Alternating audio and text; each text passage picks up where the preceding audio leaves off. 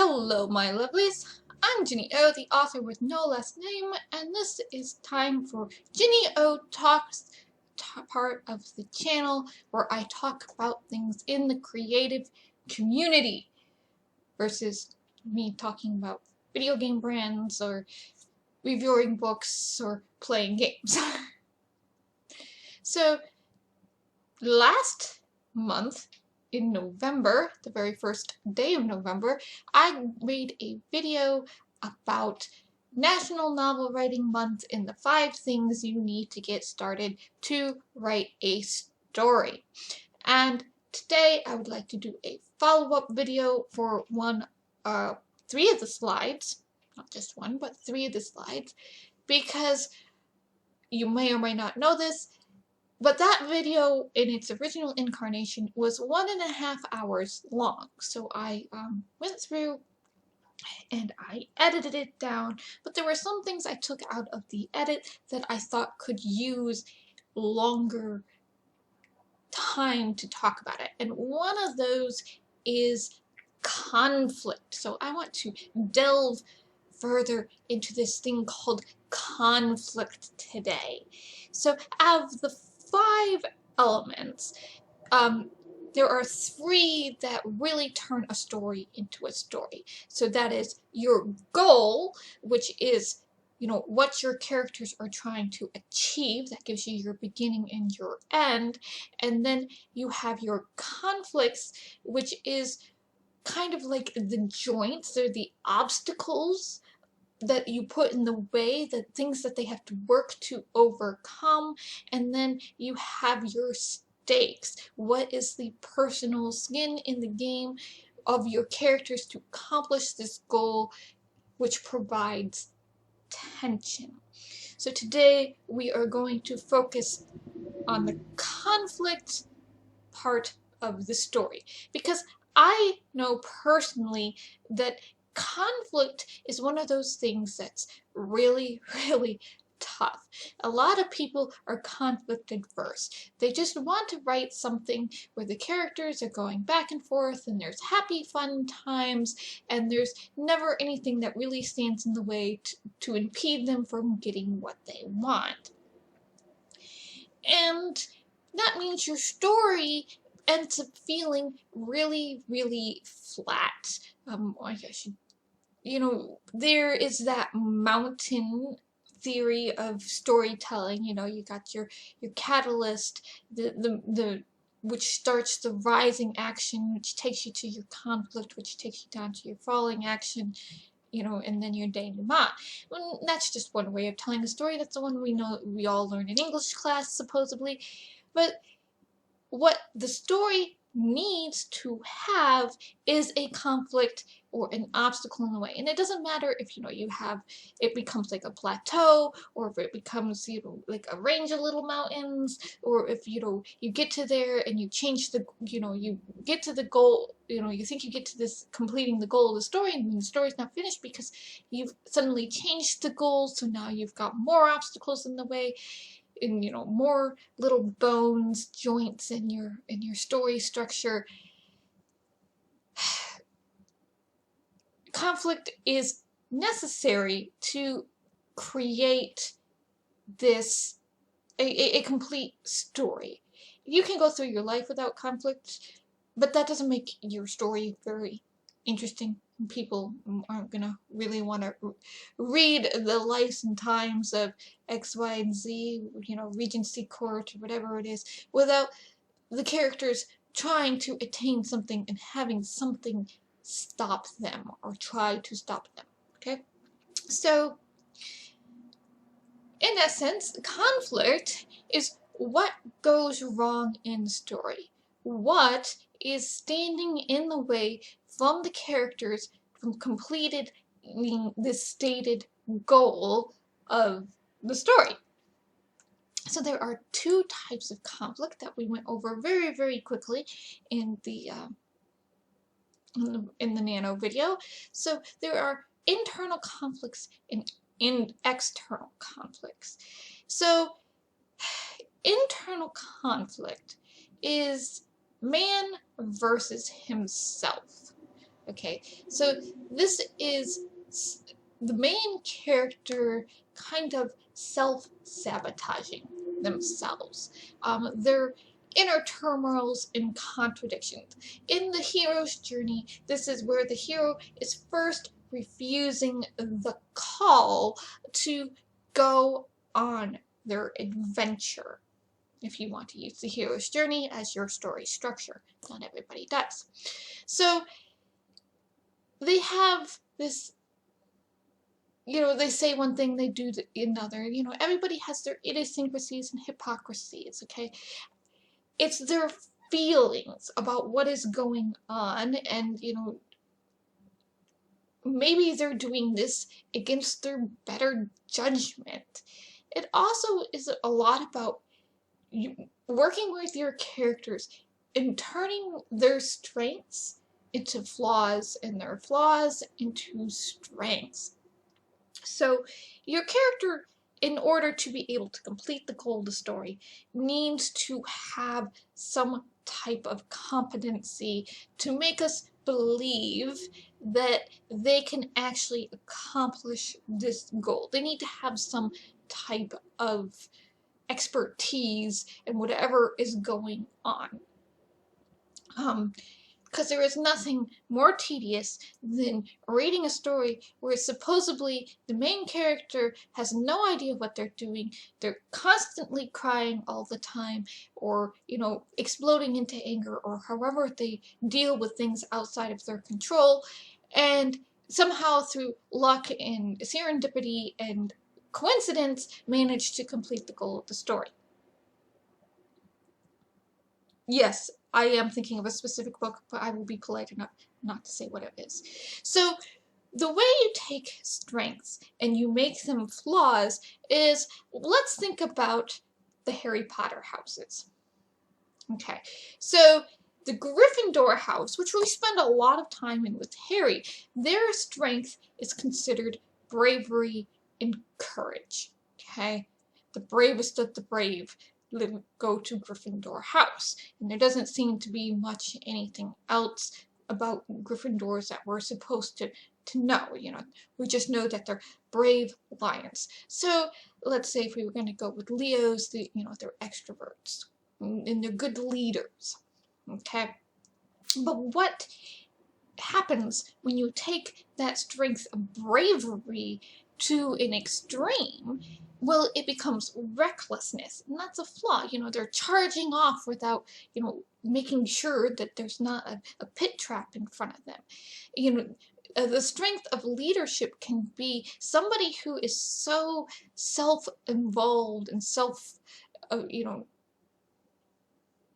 self-loving that they will not take any advice from anyone else. So it is their way or the highway type of quote-unquote leadership.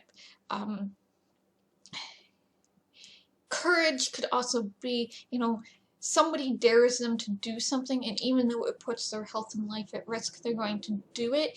So which is not the same thing as recklessness, but it's kind of more like, they can't back down from anything in a truth or dare. Alright, so, but let's think also about, say, Hufflepuff. We don't know a lot about Hufflepuff, because Hufflepuff was not the main house of the book, and Hufflepuff gets to be, I don't know, it gets written off a lot by the other houses, because Helga Hufflepuff, her main thing was she would accept everybody that nobody else, Slytherin wanted the clever ones, and Ravenclaw wanted the smart ones, and, Gryffindor wanted the brave ones, and she's like, well, I love everybody. Everybody's welcome in Hufflepuff. And then she has the badger as her symbolism. And it's just like, excuse me, have you ever met a badger? So, badgers are not friendly animals. So, the idea of Hufflepuff is that Hufflepuffs are loyal and they are accepting. Okay, a lot of people like to say Gryffindors are loyal, but loyalty does not really come up in the Gryffindor creed like bravery, and courage do, and thus leadership. But what comes up in the Hufflepuff creed is loyalty and, acceptance. So loyalty can be a strength until you are loyal to a cause of genocide, to take the Harry Potter example. So if you are a Parkinson and your parents are Death Eaters, or you're a Malfoy and your parents are Death Eaters, and you are loyal to your family and your family name, that becomes a weakness because they can take your loyalty and say, you have to do this to be a good Parkinson or be a good Malfoy or whatever like that. And so that loyalty can be twisted to make you do, things that would be against your code and your creed and your morals and your ethics that, you normally wouldn't do as a person. And this usually follows a lot of emotional guilt tripping of, if you really loved me, you would. So, or being accepting of others, it can also become a flaw in where you don't question what anybody else is doing, because you're just supposed to be accepting of them. Oh sure, maybe Johnny on the spot over there is a cannibal, but we must accept love, love, love. Maybe he's eating people for a very good reason. Now, I know these are rather extreme examples, but, using things like the Harry Potter houses, or using zodiac examples, or using the different types of, I believe another good one is like the 4 personality animal types, like eagle, beaver, koala, otter, or was that dolphin, otter? Koala, otter, dolphin. Anyway, beaver, lion, otter, and golden retriever. You can use those types of 4 personalities, which are actually very, very similar to the Harry Potter houses, to take those strengths in your characters and make them flaws in workable ways. Having a character who is clumsy is not a flaw, unless that clumsiness brings them to a point where something bad is going to happen because they were clumsy. Like in Ocean's 11, when the Matt Damon character left and went after them they were getting the pinch, and so he went after them because he didn't like sitting in the truck, and he comes back, and he was almost seen, he was almost caught. They get into the van, and he accidentally slams the door on, in a clumsy way, on the Chinese, the character who's their contortionist type of thing, on their hand, which could really hurt the mission if he needs that hand to be able to, do any of his flips or things like that. So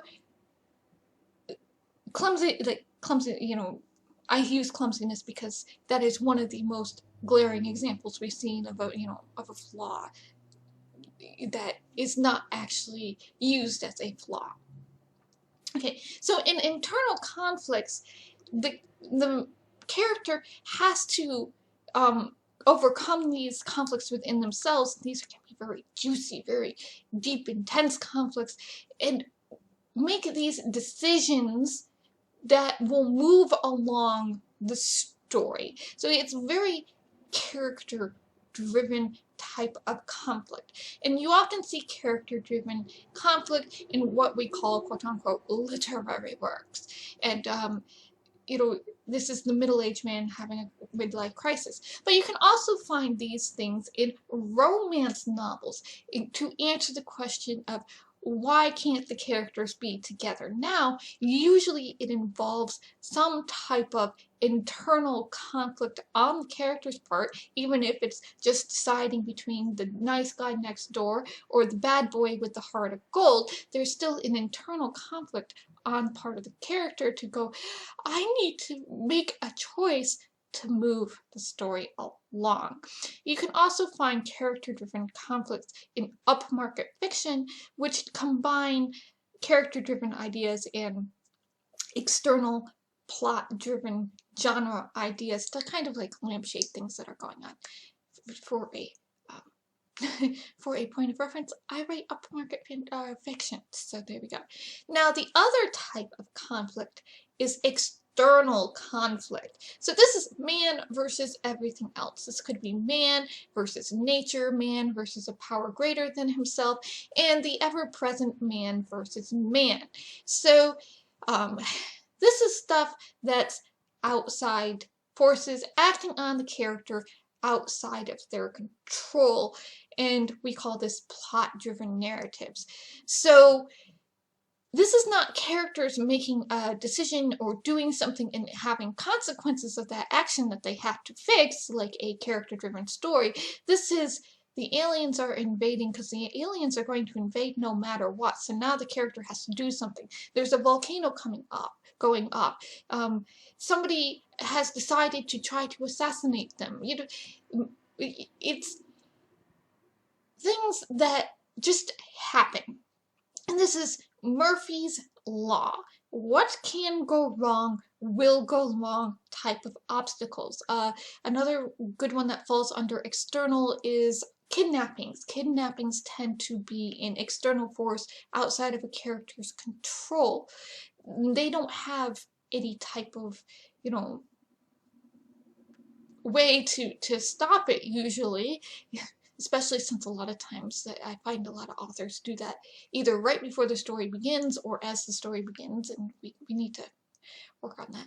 Betrayal tends to be another obstacle outside the character's control. So these external conflicts are what you see in a lot of popcorn movies, you know, action movies. There are romance tropes that involve outside forces working on the characters that they can't, you know, they have to overcome them, but they don't have any control over them, either because of their race, their class, or their gender. There is, or the office environment, maybe they're an employee, though that might fall under class. So external forces kind of are things that happen in day-to-day life, you know, that everybody has to deal with, and in a story, especially like a genre story, tend to be amped up to 11 for, you know, this, for either for drama's sake or for tension's sake. I mean, think about holiday movies and how much is being amped up to 11 there just because of, just for drama or for comedy.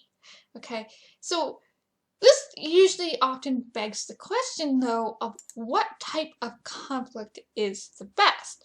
And as I said before, both.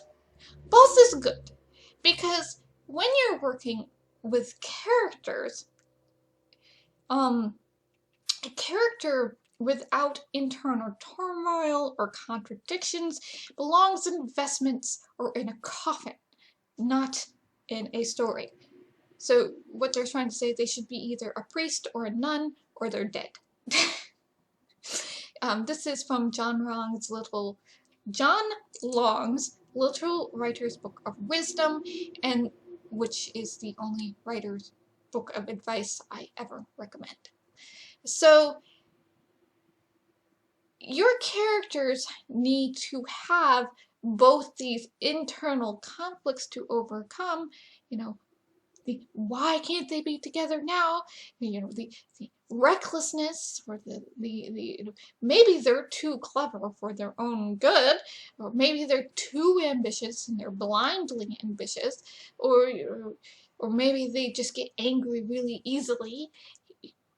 So they have to overcome something within themselves to accomplish the goal of the story. Or maybe them overcoming their inner flaws, if you are working on a series, is going to be something that they work out over multiple books. Please, when you're writing a series, let your characters learn something over multiple books, because if they don't, your readers will notice and they will call you on it. So having both types of conflict, having the characters being something's going on inside of themselves, in their heads, with their emotions, that they have to, with the way they tend to handle things, they have to overcome those things. And you know, maybe they're like Savannah. Maybe they overplan too much, and maybe they freeze when things do not go according to plan. She doesn't freeze, but you know, she does get a little annoyed. This is not going according to plan. Will you stop doing that? Oh, I did not do enough planning, so she just, or yeah, it becomes a vicious cycle. So you know, maybe a planner has to learn how to become more flexible, or maybe somebody who just doesn't plan anything needs to learn how to plan. So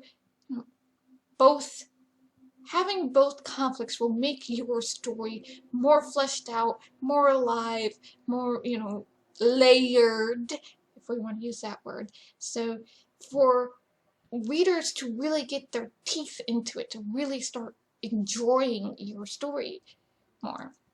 So the last thing that we went over about conflict was, again, no matter how many external forces may come to bear on the character, or how many times Murphy's Law strikes, what can go wrong will go wrong, remember. Eventually, for a satisfying and earned ending, the character will have to make a decision, rise up, and act. It's called movement. And that's where, you know, how your characters and your conflicts and their personal stakes and their goal all work together to create these bones of your story, to make it an actual story, more than just, oh, I have a setting and some characters, but you still need that plot, which is your goal, your conflicts to, you know, your conflicts to your conflicts to, you know, opposition to that goal, and your personal stakes into why your characters are, you know, accomplishing that goal. So if you want it to be satisfying and you want it to be earned, they will have to do something eventually. Now, in general, as a reader and as a development editor, I recommend that you put the external forces in your Murphy's Law, in your first, in your second act. If you are still doing external forces in your third act, your reader is going to be wondering when your character is going to do something. Does this character have any agency in control over their life at all? You keep waiting for them to do something, and waiting for them to do something, and waiting for them to do something, waiting for them to act, and then when they finally do, and it can be kind of a letdown if they don't act soon enough. When, you know, so you can have your characters acting too soon, so that means you don't feel like they have enough obstacles in their way, it's too easy, or you can have your characters acting too late, and it's just, your characters then look ineffectual, and the ending doesn't feel earned or satisfying or whatever. It's a balancing act. So once again, my recommendation as both a reader and as a development editor is external forces, you know, Murphy's Law, first and second act, and then in your third act, they need to rise up and do something. They need to make a choice, you know, at that point in time to fight back, and you don't put any more Murphy's Law or external obstacle, you know, Murphy's Law after that. You can put some external obstacles, yes, but not really Murphy's Law after that, or it has to be something that doesn't take their agency completely away from them again.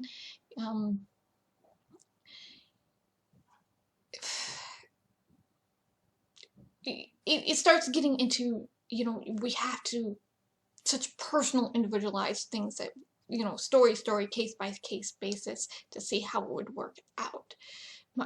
So once again, your conflict is the obstacles that you're putting in your character's way, whether they're internal or external, and they are there to keep them from achieving a goal that they have personal stakes in that provide the tension.